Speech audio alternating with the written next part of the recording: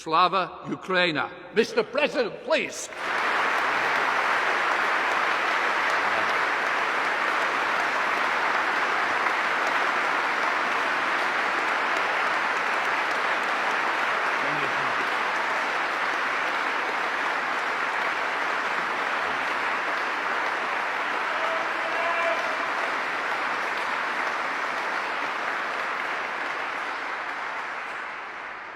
Thank you so much.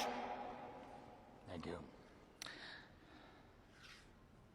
The people of the United Kingdom and their honourable representatives, all the people of England and Scotland, of Wales and Northern Ireland, of all the lands which have been home to brave souls since Europe came into existence. I have come here and stand before you on behalf of the brave, on behalf of our warriors who are now in the trenches under enemy artillery fire, on behalf of our air gunners and every defender of the sky who protects Ukraine against enemy aircrafts and missiles, on behalf of our tank men who fight to restore our Ukrainian borders, on behalf of our conscripts who are being trained now, including here in Britain. Thank you, Britain.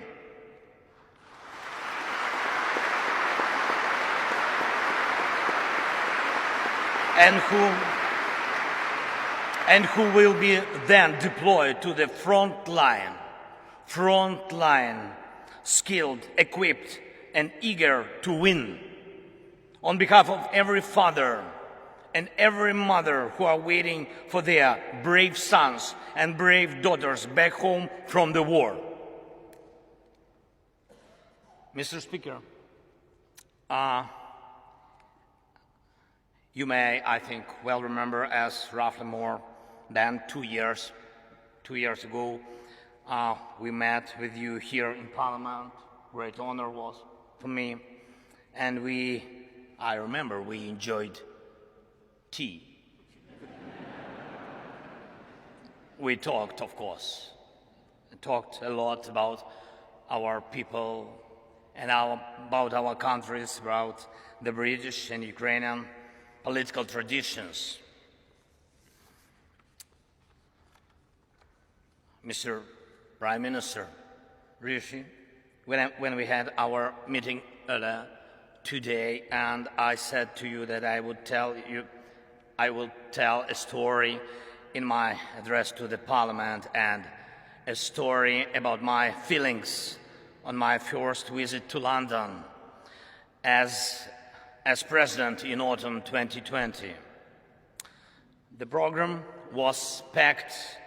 Royal Highnesses William and Catherine and Buckingham Palace and aircraft carrier of the Royal Navy, the Westminster, of course, Downing Street, and of course, the war rooms.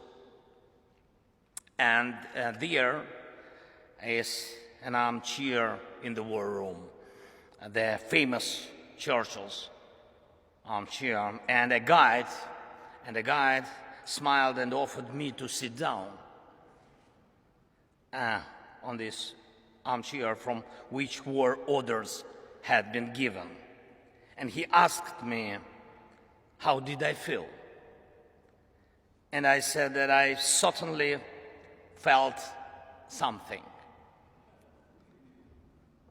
But it is only now that I know what the feeling was. And all Ukrainians know it perfectly well too.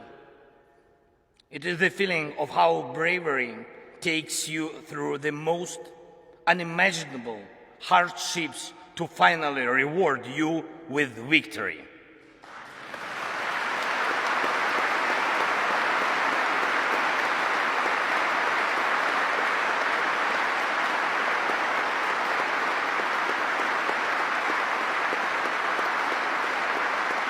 Ladies and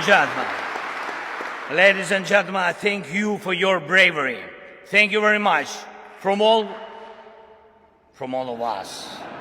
Yes, please. That is for you. All applause for you.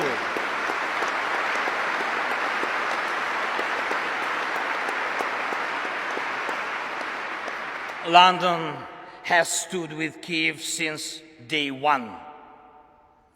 From the first seconds and minutes of the full-scale war, Great Britain, you extended your helping hand when the world had not yet come to understand how to react. Boris, you got others united when it seemed absolutely impossible. Thank you.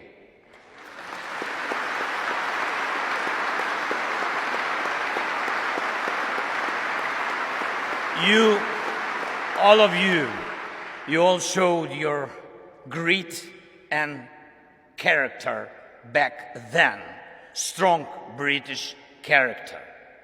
You didn't compromise Ukraine. And hence, you didn't compromise your ideals. And thus, you didn't compromise the spirit of these great islands. Thank you very much.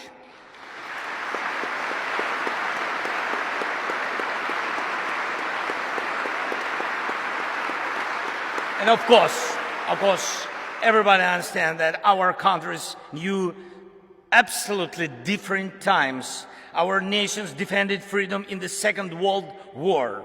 The Iron Curtain divided us.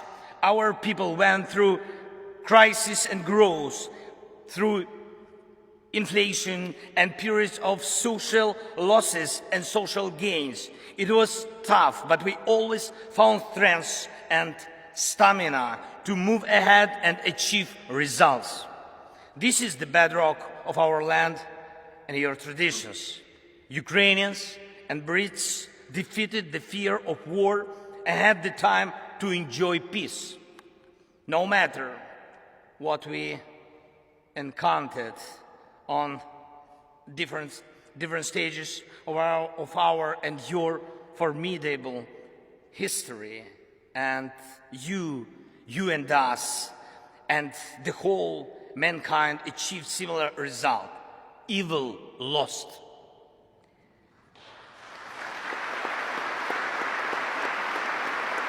Evil lost. We will always come out on top of evil. This lies at the core of our, but also your traditions. However, the horizon never stays clear for a while. Once the old evil is defeated, the new one is attempting to rise its head. Do you have a feeling that the evil will crumble once again? I can see in your eyes now we think the same way as you do. We know freedom will win.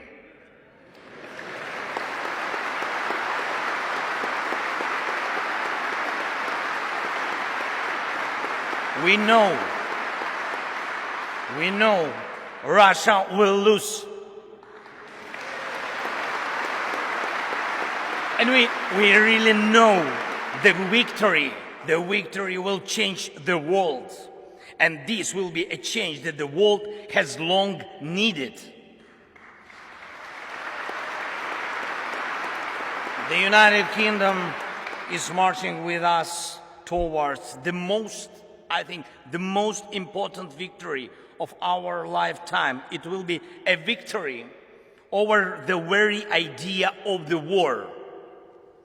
After we win together, any aggressor, it doesn't matter, big or small, will know what awaits him if he attacks international order. Any aggressor who will try to push the boundaries by force, who will inflict destruction and death on